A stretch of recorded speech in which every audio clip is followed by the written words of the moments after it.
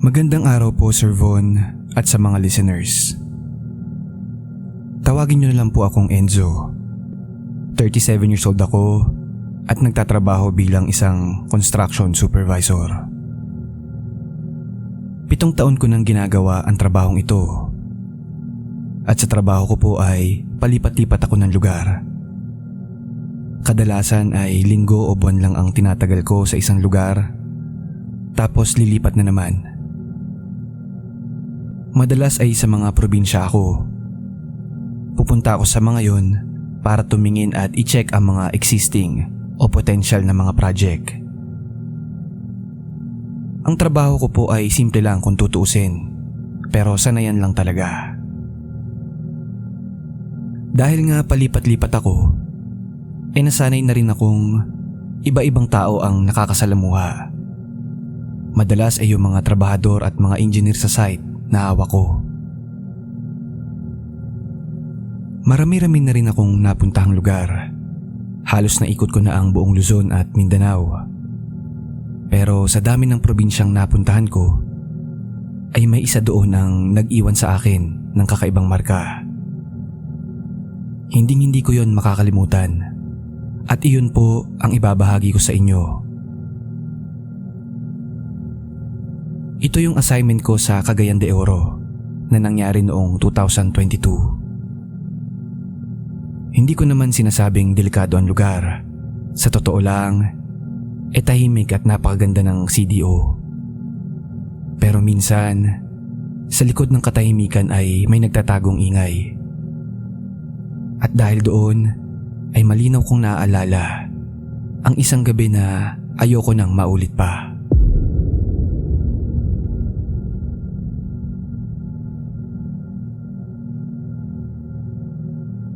Buwan ng Agosto noong taong yun na-assign ako sa isang site sa CDO. Dating pabrika yun ng pintura at matagal nang sarado. Nagkataong binili ng client namin para gawing cold storage facility. At ang trabaho ko siguraduhing maayos na ang site bago simulan ang construction. Isang linggo lang ang schedule ko doon. Sapat na yon para makuha ang lahat ng impormasyon na kakailanganin ng client namin. Kumuha na din sila ng maliit na apartment malapit sa site at isang sasakyan na magiging service ko pag naroon ako. Pero ang kababalaghang nangyari sa akin sa CDO ay hindi ko sa site mismo naranasan. Malapit sa apartment na tinutuluyan ko ay may isang self-service laundry shop. Ilang minuto lang ang layo. Saktong-sakto ka ako. Hindi ko na kailangan lumayo pa para palabhan ang damit ko. Isang beses, pumunta ako sa laundry shop na yon para maglaba. Dala ko yung sasakyan galing sa site. Gabi noon, siguro mga 10:00 na. Mabuti nga at naabutan ko pang bukas.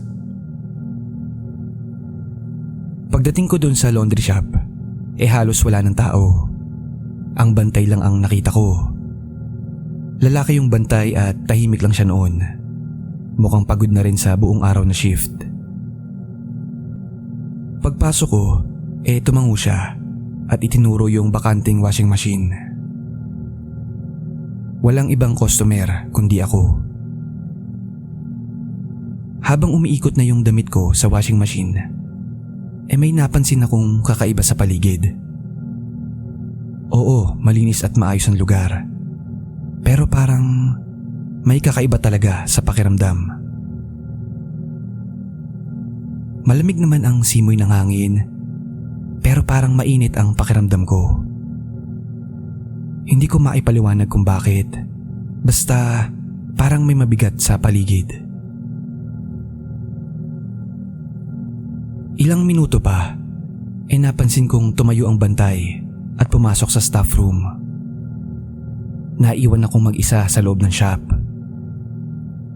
At sa puntong yun, naramdaman kong parang mas lalong nag-iba ang paligid. Walang ingay, kundi ang tunog ng umiikot ng washing machine. Dahil matagal pa ang cycle, naisipan kong lumabas muna saglit para magpahangin at kunin yung vape sa loob ng sasakyan.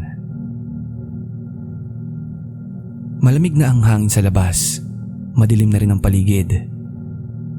Iisang poste lang ang ilaw sa tapat ng laundry shop at wala na rin masyadong dumadaan na tao o sasakyan. Habang hinihipak ko ang vape sa labas, ay may napansin akong gumalaw sa gilid ng paningin ko. Paglingon ko, ay nakakita ko ng isang bata. Maliit at payat na bata, siguro mga nasa 7 taong gulang. Nakapaalang siya at naglalaro ng kulay pula na bola. Tahimik siyang naglalaro mag-isa sa gilid ng building. Ang nakakapagtaka, parang tuwang-tuwa siya. Parang may kalaro siyang nagtatatakbo kahit mag-isa lang siya. Takang-taka ko sa puntong yun. Tumigil ako saglit sa paghipak at pinanood ko lang siya. Sa isip-isip ko ang dilim at gabi na. Bakit may batang naglalaro pa sa labas? Kaya tinanong ko yung bata, "Gabi na, bakit nasa labas ka pa?" Lumingon siya sa akin. Hindi ko malinaw na nakita yung mukha niya, pero parang umiti siya ng bahagya. Hindi ako gumalaw. Pinagmasdan ko lang yung bata, takang-taka. At sa puntong yun, naramdaman kong biglang mas lumamig yung paligid. Parang may bumalot na lamig sa akin na hindi galing sa hangin. Parang kinilabutan ako. Sa ilang segundo kong pagkabigla, naglakad yung bata papalayo. At takang-taka ako, parang bigla na lang nawala yung bata doon sa gilid ng building. Para bang nilamon siya ng dilim. Hindi ako sigurado kung nagtago ba siya sa gilid. Basta bigla na lang siyang nawala. At ang mas nakakapagtaka pa, pati yung tunog ng bola, nawala din. Pagkatapos noon, bumulik ako agad sa loob ng shop. Iniisip kong baka guni-guni ko lang yun. Sa sobrang pagod siguro, baka may nakikita na akong kung ano-ano. Umupo ako ulit sa upuan at tahimik pa rin sa loob. Wala pa ring tao maliban sa akin. Kinuha ko ang cellphone ko para may mapaglibangan. At habang abala ako sa pag-i-scroll, nakarinig ako ng isang kalabog sa may bandang labas. Napahinto ako. At paglingon ko, nakaramdam ako ng kakaibang lamig na gumapang pataas sa bato ko. Doon sa may salamin na pinto, nakakita ako ng isang pulang bola na gumugulong sa tapat. Sa isip-isip ko wala namang ibang tao na maaaring naglagay nun doon. Pero sa itsura ng bola, sigurado akong pareho yun sa bolang hawak ng bata kanina na bigla na lang nawala. Napalunok ako. Lumingon-lingon ako sa paligid. Sarado pa rin yung pintuan ng staff room kung saan pumasok yung bantay. Tahimik pa rin ang loob. Dahan-dahan akong tumayo at sinilip ko yung salamin ng pinto.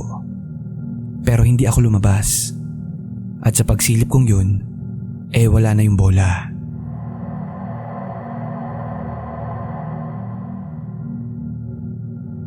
Bumalik na ako sa upuan na may daladalang kaba sa dibdib.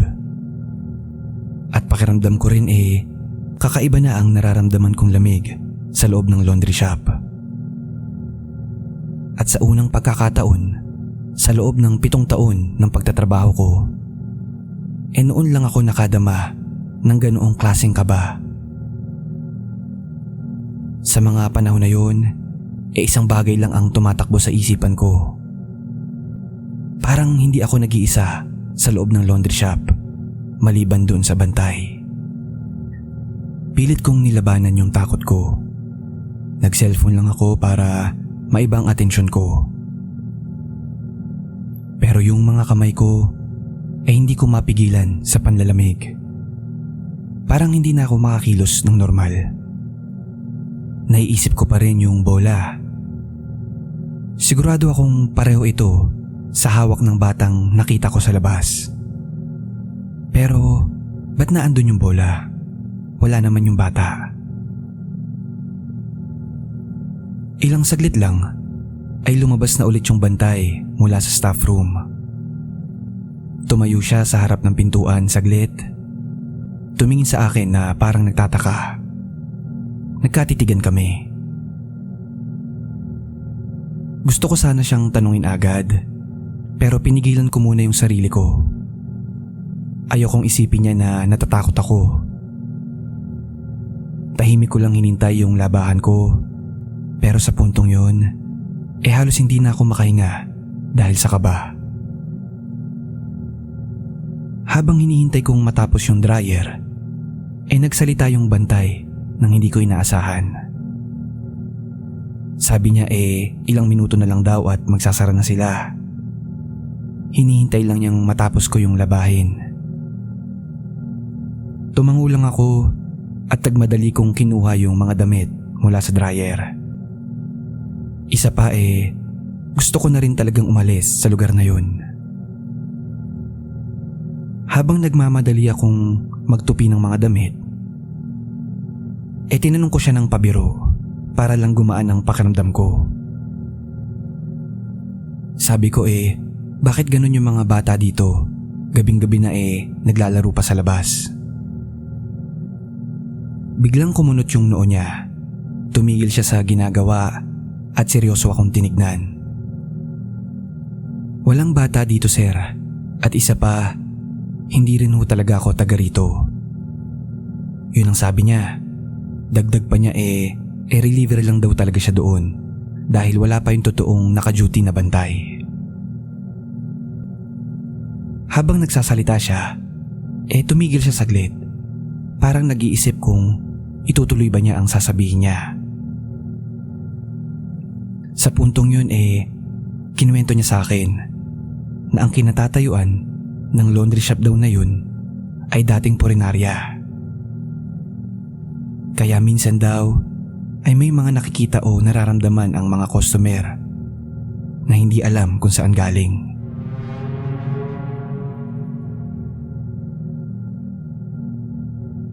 Napahinto ako sa pagtutupi. Naramdaman kong nanindig ang mga balahibo ko sa batok at braso. Hindi ko alam kung anong reaksyon dapat ang ipakita ko. Pero sa puntong yun talagang natakot ako. Mabilis akong nag-ayos ng gamit. Sabi ko salamat. At agad kong tinungo ang pintuan palabas ng laundry shop. Sa pagkakataon na yun, nagsara na rin yung bantay. Paglabas ko, mas tahimik na ang paligid. Sarado na yung mga tindahan sa tabi. At habang naglalakad ako papunta sa kotse, pakiramdam ko parang may mali. Napalunok ako ng malalim. At nang malapit na ako, may nakita akong pulang bola sa tapat ng kotse ko. Tumingin ako sa paligid. Wala pa ring tao. Sarado na rin yung laundry shop. Hinayaan ko lang yung bola doon sa gilid. Patay mali siya akong sumakay sa sasakyan. Isinara ko na ang pinto at nagmadaling paandarin ang makina. At sa pagbukas nito, sa tapat ng liwanag ng headlight, ay may nakita akong hindi ko inaasahan.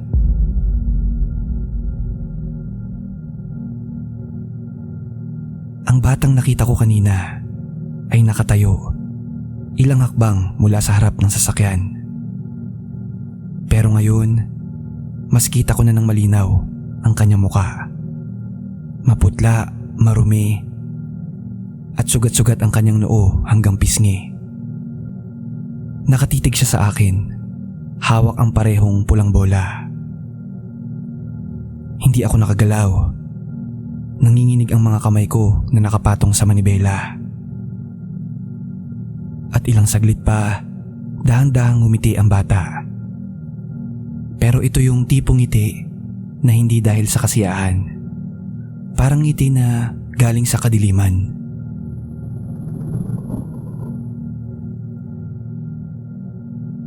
Sa pagkakataon na yun, bago pa ako makapag-isip kung ano ang gagawin ko, biglang tumakbo yung bata ng napakabilis papunta sa direksyon ko.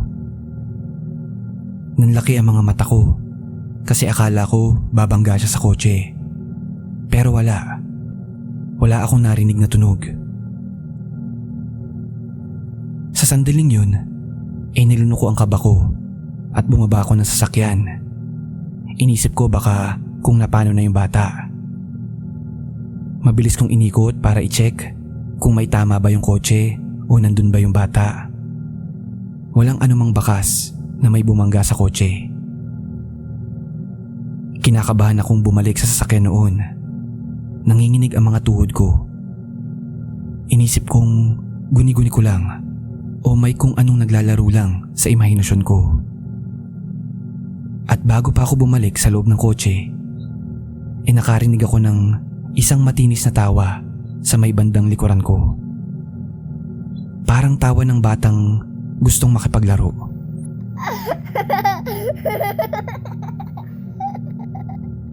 Parang tawa ng isang bata na gustong makipaglaro. Halos napatalon ako sa sobrang takot noon at tumakbo ko pabalik sa kotse. Walang tao sa paligid, wala rin yung bata. Pero sigurado na may narinig ako. Sumakay ako ng mabilis at isinara ang pintuan. Hindi na ako lumingon kung may tao ba sa paligid. Pinaharurot ko na yung kotse, papalayo mula sa laundry shop na iyon. Takot na takot ako at habang nagmamaneho, paulit-ulit pumapasok sa isipan ko yung tawa ng bata. Kahit nakalayo na ako, ang pakiramdam ko ay hindi ako nag-iisa sa loob ng sasakyan. Pagka-uwi ko nung gabi na yun, sa kabila ng takot, hindi muna agad ako bumaba. Iniwan ko munang nakabukas ang makina at nakiramdam. Nanatili akong nakaupo sa loob, hawak ang manibela. Hindi ko alam kung ano mas kinakatakutan ko sa mga puntong yun. Yung ideya ba na nakita ko yung bata o yung posibilidad na hindi yun ang huli naming pagkikita. Kinabukasan, maaga akong nagising. Hindi ako nakatulog ng maayos. Paulit-ulit ko pa ring naririnig sa isip ko yung nakakatakot na tawa. Iniwan ko ang iba kong nilabahan sa isang sulok ng kwarto. Hindi ko na nagawang matapos tupiin. Hindi ko na rin na-check kung may naiwan ba sa laundry shop nung gabi na yon. Dahil sa totoo lang, ayoko nang bumalik pa ulit sa laundry shop. Isang linggo lang ang schedule ko sa CDO at buti na lang nung nangyari yon ay isang araw na lang bago ang alis ko. Kaya isang gabi na lang ang pananatili ko at kinabukasan ng madaling araw ay babalik na ulit ako sa Maynila. Bago pa ako tuluyang umalis, may nakausap akong isang matanda doon sa isang tindahan. At doon nga ay hindi ko napigilang itanong ang tungkol sa laundry shop na iyon. Sabi sa akin ng matanda ay oo daw. Halos 10 taon daw na may purinarya doon bago itayo yung laundry shop. Hindi ko alam kung anong reaksyon yung naipakita ko noon, pero pakiramdam ko ay nanlamig ulit ang bato ko nang marinig ko yung sinabi na yon ng matanda. Kinuwento ko na rin sa kanya kung ano yung nakita ko, yung bata, yung bola, at yung tawang nagbigay sa akin ng matinding takot. Tahimik lang siya habang nakikinig. At pagkatapos ko magkwento, ay tinignan niya lang ako at ang sabi niya, Hindi daw multo yung nakita ko. Baka daw may naglalaro lang sa akin. Tinanong niya ako kung bago lang ba ako doon. Tumango ako. Sabi ko ay oo, 1 linggo lang ako doon. At ang sabi ng matanda ay may mga lugar daw talaga na may bantay. Hindi natin sila nakikita pero nararamdaman. At kapag hindi daw tayo kilala, ay maaari daw tayong subukin o paglaruan. Hindi ko alam kung naniwala agad ako sa sinabi ng matanda. Pero may kung anong bigat sa boses niya na hindi ko binaliwala. Pagkatapos noon nagpasalamat at nagpaalam na ako. Kinabukasan ng madaling araw ay bumalik na ako sa Maynila at hindi ko na rin ulit dinaanan pa yung laundry shop. Hanggang ngayon, hindi ko pa rin talaga alam kung ano ba talaga yung nakita ko nung gabi na yun. Anong klaseng elemento ba yun o engkanto? Hindi ko na rin siguro balak malaman pa. Pero isang bagay lang ang sigurado akong natutunan ko.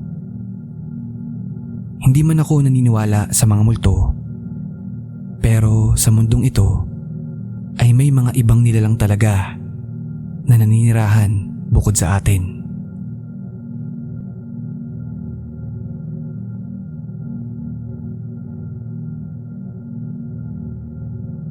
Kamusta po kayo? Tawagin niyo na lang po akong Nilo. 28 years old ako ngayon at isa po akong food delivery rider. Nakakahiyaman pero aminado po ako na dati akong kamote rider na ngayon ay nagbago na. Dati ako yung tipong rider na singit dito, singit doon, hataw kahit hindi naman kailangan. Dahil ang totoo, para sa akin noon mas mabilis ang deliver, mas malaki ang kita. Pero sana po, wag niyo akong husgahan. Alam ko naman pong mali yun, kaya nagbago na rin naman ako ngayon. Pero ang pagbabago kong ito ay dahil sa hindi ko inaasahang pangyayari. Isang gabing hindi ko malilimutan habang buhay. At ito po ang ibabahagi ko sa inyo.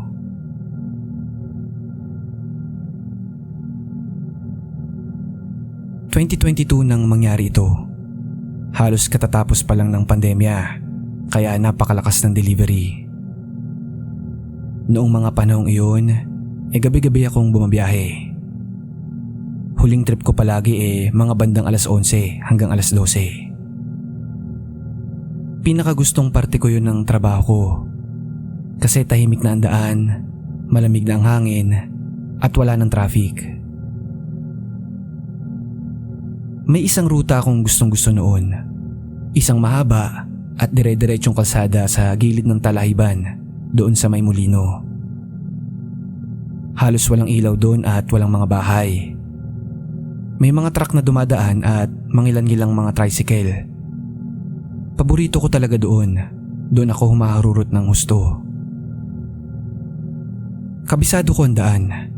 Alam ko kung saan may konting lubak, kung saan humihina ang signal, at ang mga kantuhan kung saan dapat magbagal ng takbo.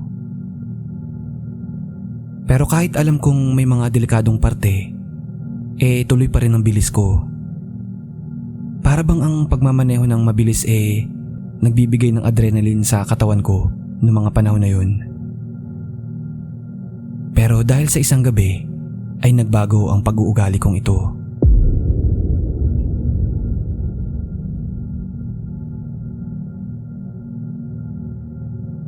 Huwebes noon, mga bandang alas 11. Maaliwalas ang panahon at i-deliver ko na yung huling booking ko. Pagkaabot ko sa customer ay dumiretso na ako pa uwi. At sakto, doon ako mapapadaan sa paborito kong kalsada. Usually, excited ako pagdadaan doon. Pero sa pagkakataon na yun, parang may kakaiba akong pakiramdam. Ewan ko ba, parang dinapuan ako ng kaba nung gabi na yun. Siguro, Yun yung tinatawag ng iba na pahiwatig. Nang marating ko na yung bukana ng kalsada, napalingon ako sandali. Walang ibang sasakyan at malinis ang daanan.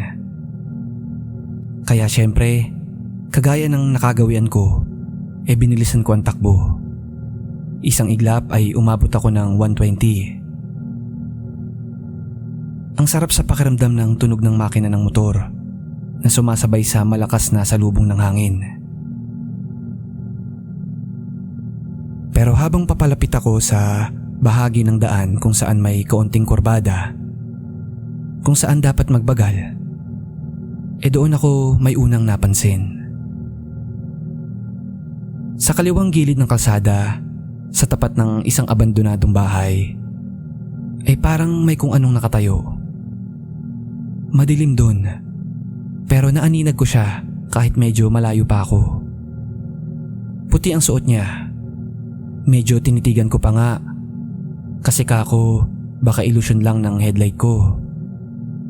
Napakabilis ng takbo ko noon kaya hindi ko na natanaw ng matagal. Nilampasan ko lang. Inisip ko baka poste lang o baka sako ng buhangin. Kaya binaliwala ko. Pero nung medyo nakalagpas na ako, nakaramdam ako ng bigat sa dibdib. Para bang bigla akong hindi naging komportable. Pinilit kong baliwalain lang. Guni-guni ko lang yun sa isip-isip ko. Paglampas ko sa kurbada, nakita ko na yung paborito kong daanan. Doon ko sinasagad yung silinyador. Pero nung gabi na yun, sa hindi malamang dahilan hindi ako excited.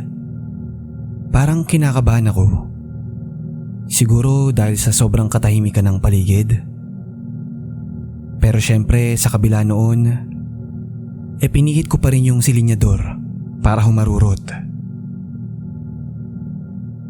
Pero bago pa man ako tuluyang makakuha ng bilis, doon sa may harapan ko, sa may bandang kanan, may napansin akong gumalaw sa gilid ng paningin ko. Parang may tumakbo mula sa kanan ng kalsada papatawid.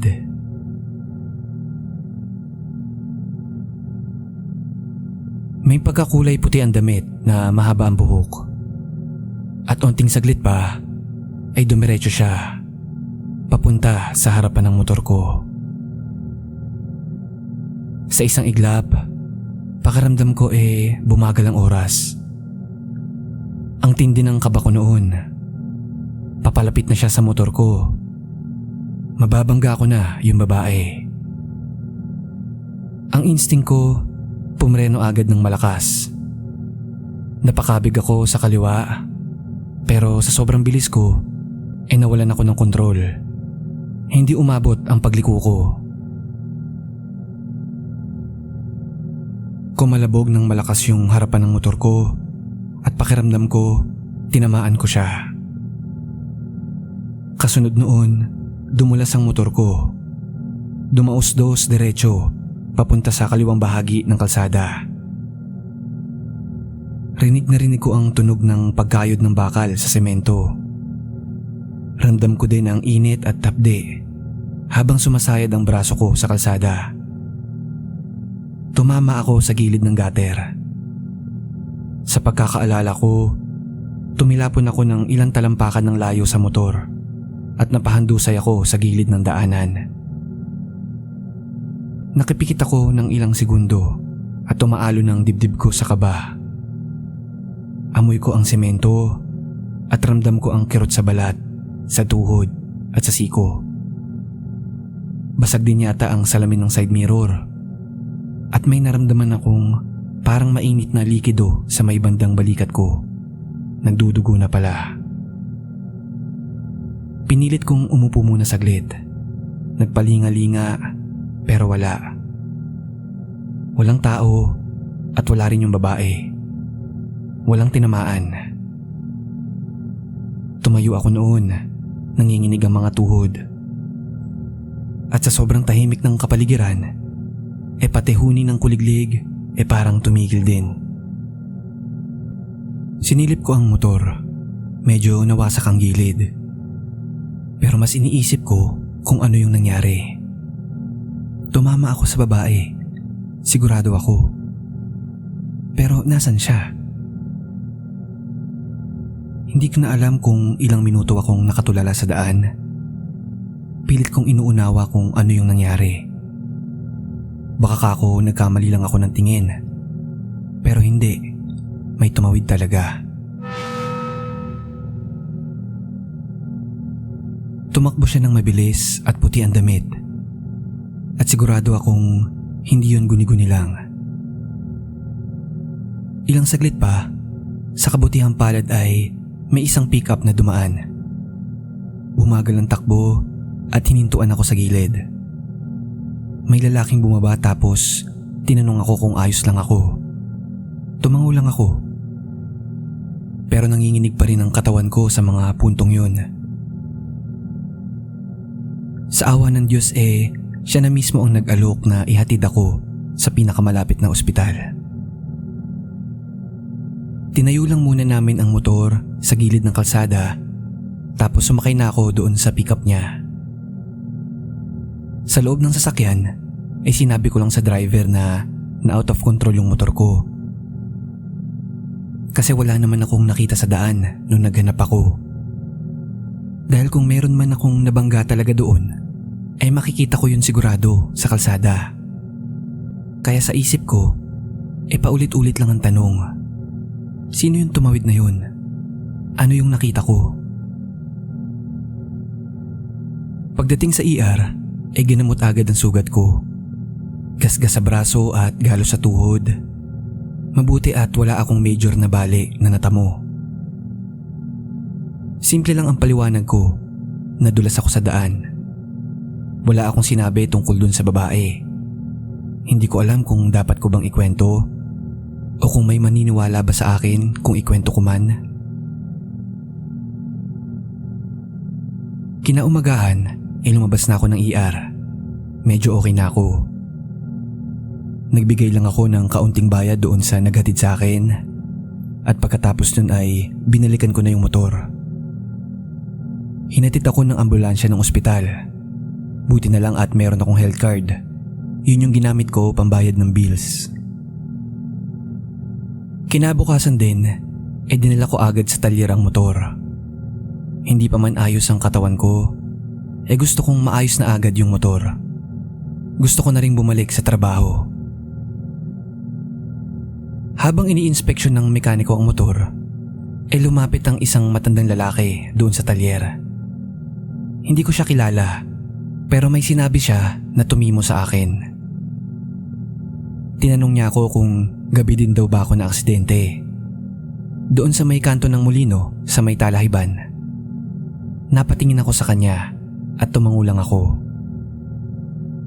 Sabi niya, ako na raw ang pang-apat na nagpaayos sa kanila noong taon na yun. Nanlamig ang likod ko. Tinanong ko siya kung anong ibig niyang sabihin. Sabi niya, ilang beses na raw may nadudulas sa parehong spot.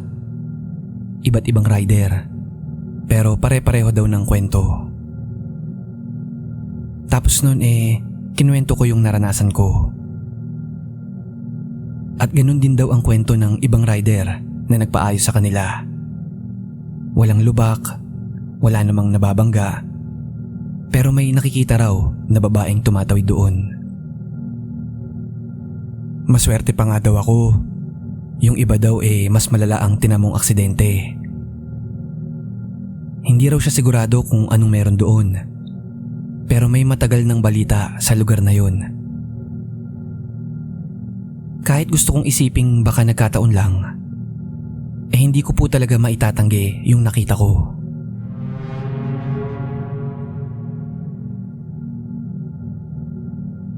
Pagkalipas ng ilang araw, medyo naging ayos na yung pakiramdam ko.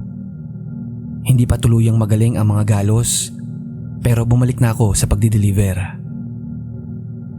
At simula noon hanggang ngayon, hindi na ako nagmamabili sa pagmamaneho.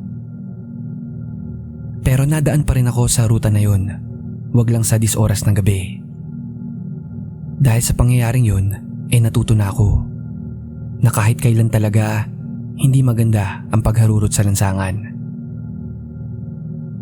At paminsan, yung mga ganoong pangyayaring kababalaghan pa ang magtuturo sa atin kung paano mas maging ligtas sa kalsada.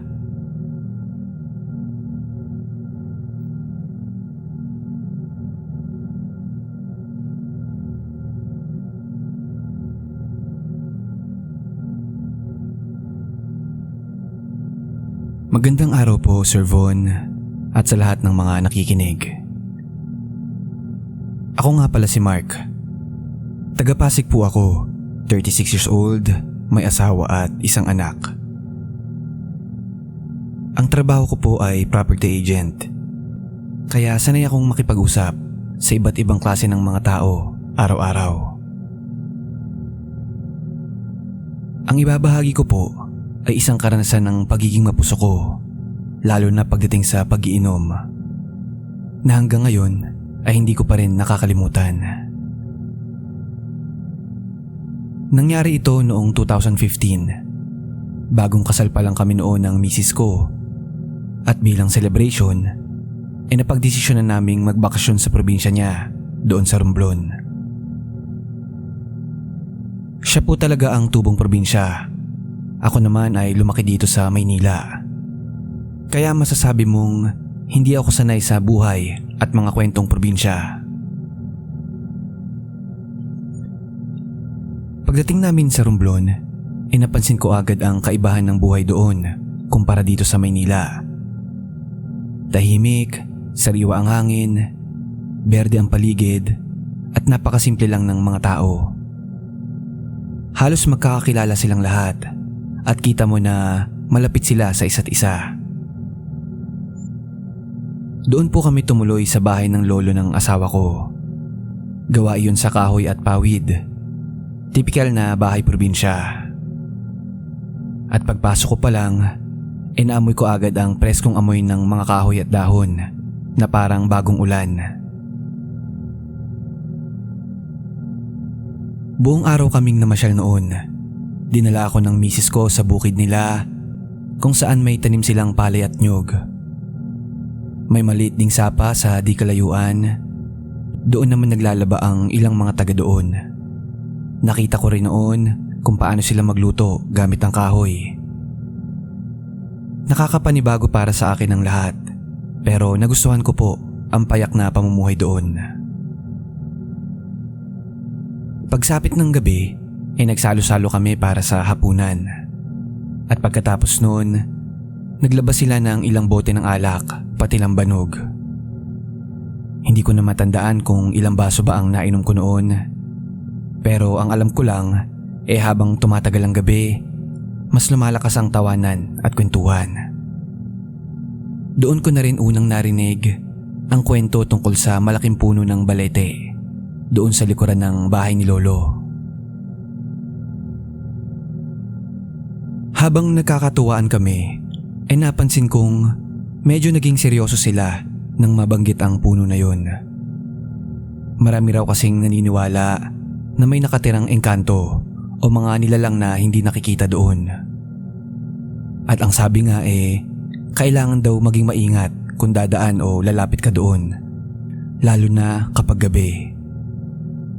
Pero ako, dala na rin siguro ng pag-inom at pagiging taga Maynila, hindi ko pinaniwalaan ang mga kwentong iyon nung una.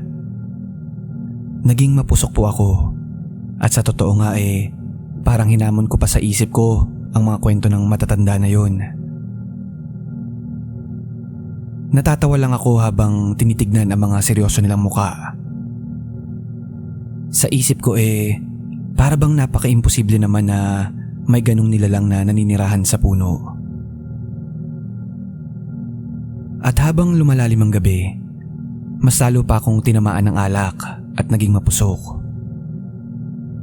Tumayo ako noon at dumiretso sa likod bahay para umihi. At doon ko nga nakita ng mas malapit ang puno ng balete. Madilim doon, pero naaninag ko pa rin ang matataas at malalaking sanga nito. Pati yung mga baging na nakalaylay mula sa itaas hanggang sa lupa.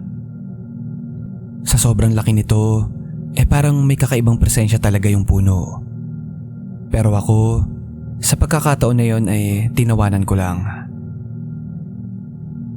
Lumapit ako mismo sa tabi ng balete at doon ako umihi. At sa sobrang lakas ng loob ko noon, dahil na rin siguro sa tama ng alak, ay sumigaw ako. Wala akong pinaniniwalaan sa inyo. Wala akong pakialam. Yun ang pagkakasigaw ko habang nakatingala sa puno. Para bang sinasadya kong hamunin ang mga bagay na hindi ko nakikita. Nung una tawang-tawa pa ako. Wala pa akong kaalam-alam sa mga susunod na mangyayari sa akin.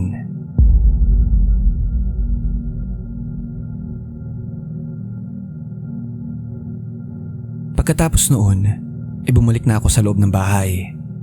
Nakita ko namang tulog na ang asawa ko at yung ibang tao sa bahay. Mabigat na rin ang mata ko noon, kaya nagdesisyon na akong humiga. Hindi na nga ata ako nakapagpaalam sa mga kainuman ko. Nahiga na lang ako sa banig. Noong mga panahon na yun, ay hindi naman ako sobrang lasing. Hindi naman kasi ako yung tipong nagpapakasabog sa alak. Onting inom lang ay sapat na sa akin. Matutulog na sana ako nung gabi na yun. Pero may bigla akong naramdamang parang kakaiba. Para bang biglang lumamig ang paligid ko. Hindi ko maintindihan kung bakit. Basta parang biglang may malamig na hanging dumampi sa paanan ng banig ko. Sa sobrang lamig nga bigla akong napadilat. Madilim ang kwarto, pero sa dilim na yon ay parang may nararamdaman akong kakaiba. Pagkatapos noon, biglang bumilis yung pagtibok ng dibdib ko. May nararamdaman akong presensya na parang may nakatayo sa may paanan ko. Hindi ako kumilos noon. Parang natulala lang ako sa kaba. Napadilat ako at tumingin sa kisame habang pinipilit kong pakalmahin yung sarili. Pero sa puntong yun, ramdam ko pa rin na may nakatayo lang talaga malapit sa akin.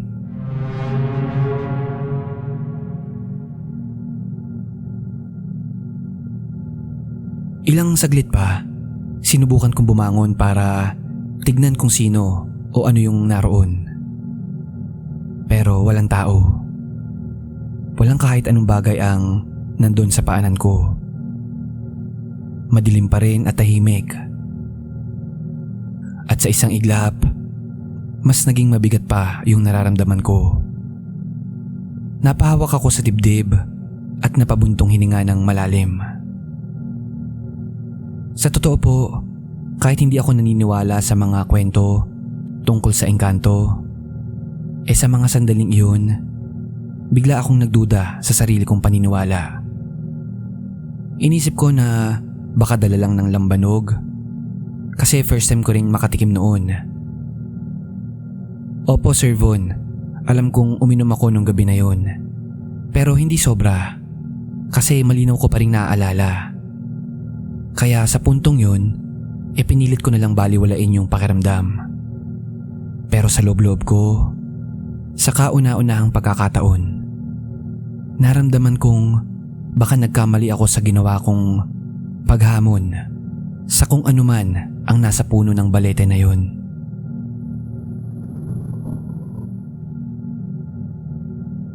Kinabukasan, pagising ko, ay ibang klaseng bigat ng pakiramdam ang bumungad sa akin. Para bang buong gabi akong may pasa na sako ng bigas sa dibdib. Kahit nakatulog naman ako, parang pagod na pagod ako. Hindi ako nakabangon agad, at kahit anong pilit ko, parang may kakaibang bumabalot na lamig sa akin, lalo na doon sa may bandang paanan ko. Paglabas ko ng kwarto, maaliwalas naman ang umaga. Payapa ang kapaligiran at masigla naman ang mga tao sa bahay. Pero hindi ko maalis sa isip yung kakaibang nararamdaman ko nung gabi. Gusto kong paniwalain ang sarili ko na panaginip lang yun o epekto lang ng pag-inom. Pero nung humarap ako sa salamin para magsipilyo, bigla akong kinilabutan.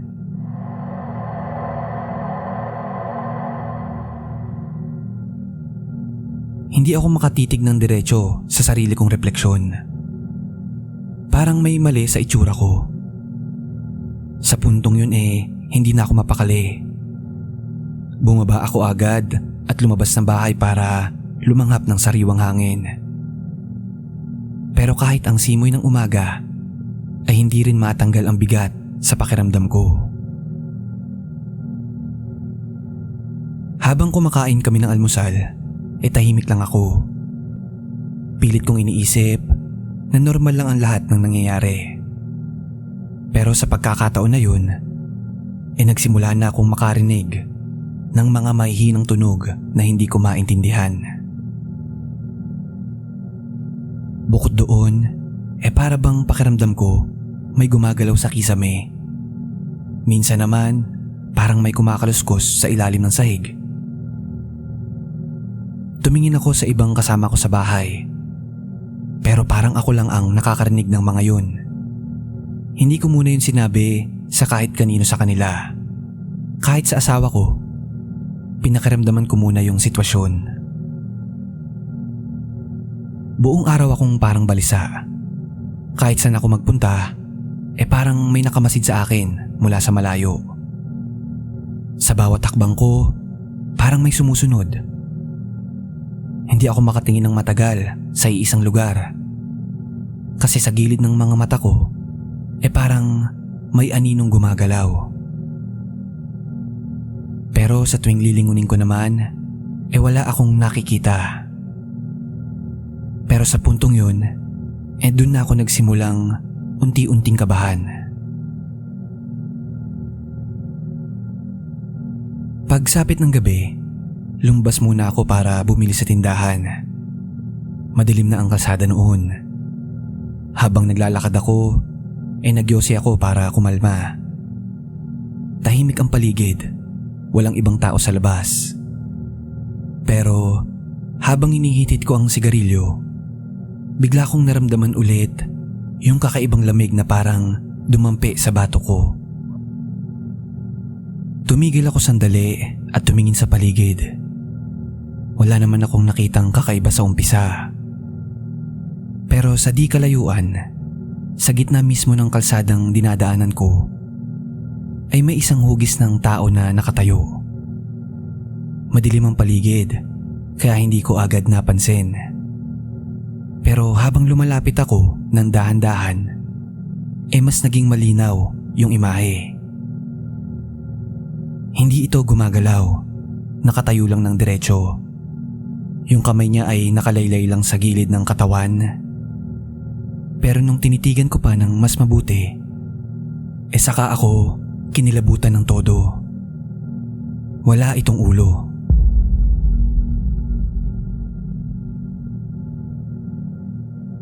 Parang natuyo ang laway ko sa sobrang takot.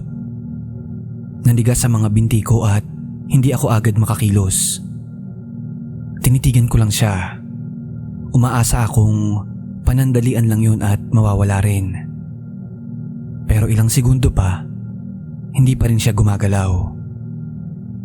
Kahit yung mga dahon at sanga sa paligid ay parang biglang tumigil sa paggalaw.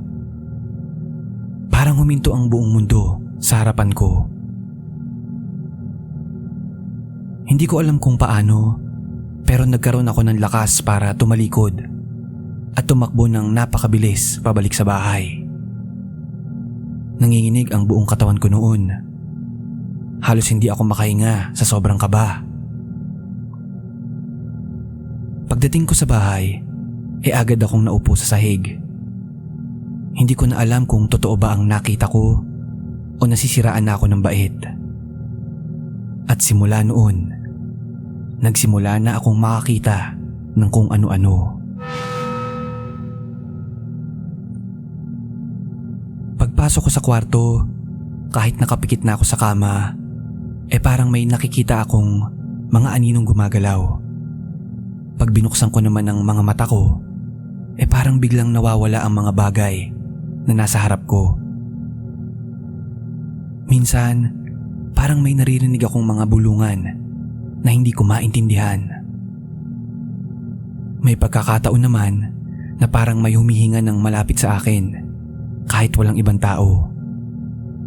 Basta sa puntong yun, pakiramdam ko nasisiraan na ako ng bait.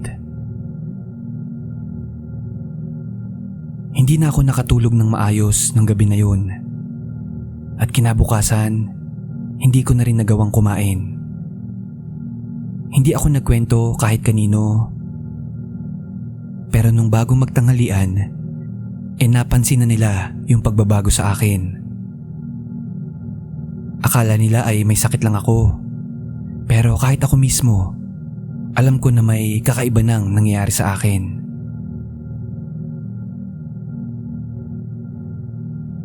Maghapon lang akong nagkulong noon sa kwarto, balot ng kumot. Nilalagnat na rin ako kaya pinainom na nila ako ng gamot. Hindi nagtagal ay hindi ko na kinaya.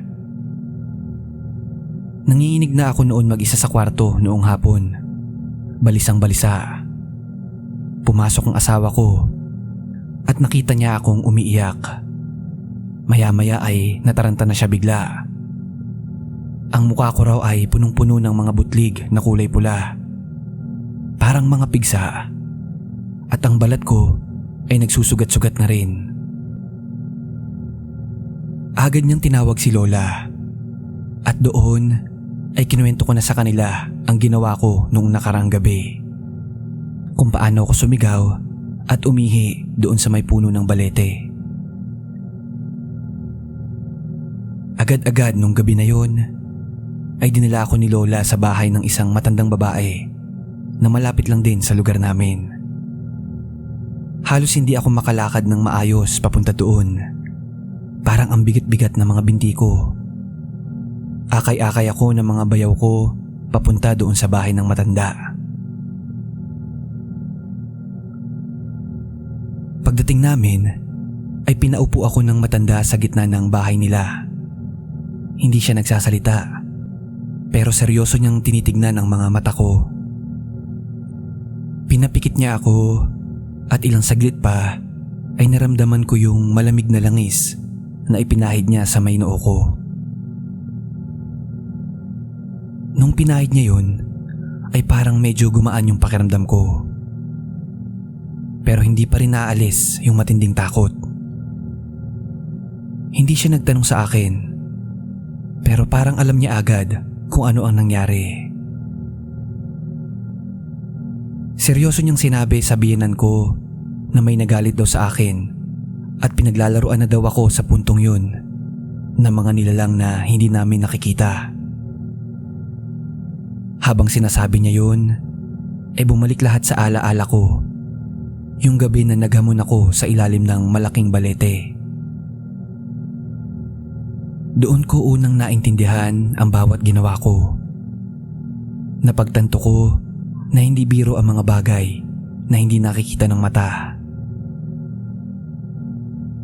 Habang ipinapahid pa ng matanda ang langis sa akin, ay nakaramdam ako ng matinding emosyon. Umiyak ako ng umiyak.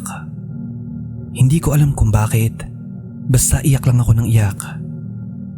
Nararamdaman ko din ang lamig at init na sabay na bumabalot sa katawan ko. Sa puntong yun, ay malinaw sa isip ko na binabayaran ko na ang kawalang respeto na ginawa ko sa mga nilalang na hindi ko kilala. Maya-maya pa ay umuwi na din kami. Pero sa pag-uwi namin yun, dala ko pa rin ang matinding lungkot na hindi ko alam kung saan nanggaling.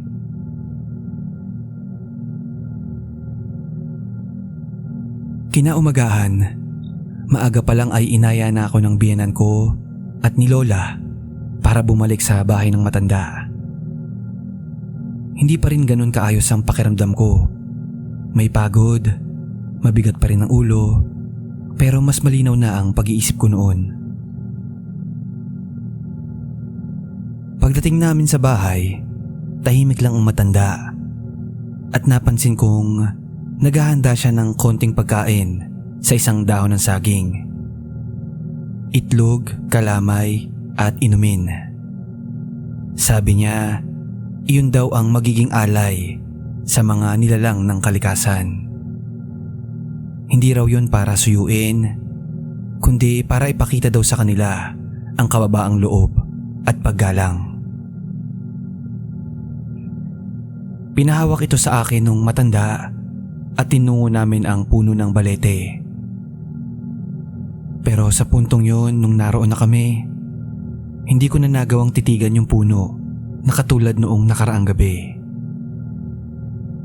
Paglapit namin, pinatigil ako ng matanda ilang hakbang mula sa puno. Hindi na raw ako dapat lumapit pa. Bumulong lang siya doon sa mga alay namin at iniwan ito sa ilalim ng puno. Tapos, pinahawak niya sa akin ang isang dahon ng langka na may langis. Pagkatapos nun, pinayuhan niya akong tumahimik at humingi ng tawad sa isip ko. At bukod doon, sinabihan niya akong manalangin daw pag-uwi ng bahay. Pag-alis namin, pakiramdam ko'y may gumaan sa dibdib ko. Parang unti-unting nawala ang bigat ng katawan ko. Makalipas ang 3 araw, ay sa awa ng Diyos bumalik na ang pakiramdam ko. Pagkatapos noon, umuwi na rin kami sa Maynila. Tahimik lang ako sa biyahe, pero ramdam kong iniwan ko roon sa Romblon ang isang bahagi ng sarili ko. Yung bahaging mapagmataas, palabiro at walang pakialam. Simula noon, umiiwas na ako sa lugar ng balete na yon. Kahit tuwing magbabakasyon kami sa Romblon, ay hindi na ako tumatambay ng matagal sa likod ng bahay. Nakikinig na rin ako ng seryoso kapag may nagkikwento tungkol sa mga engkanto o kalikasan. Hindi na ako tulad ng dati. At higit sa lahat, tuluyan ko nang iniwan ang pag-iinom ng alak. Ngayon, kahit nasa lungsod na ako, dala ko pa rin ang alaala sa karanasan kong iyon. At ang isang aral na natutunan ko ay simple lang. Minsan ay hindi mo kailangang maniwala para may mapatunayan. Dahil ang kalikasan ay hindi kailanman natutuwa sa bastos. Lalo na kung nasa lugar ka nila.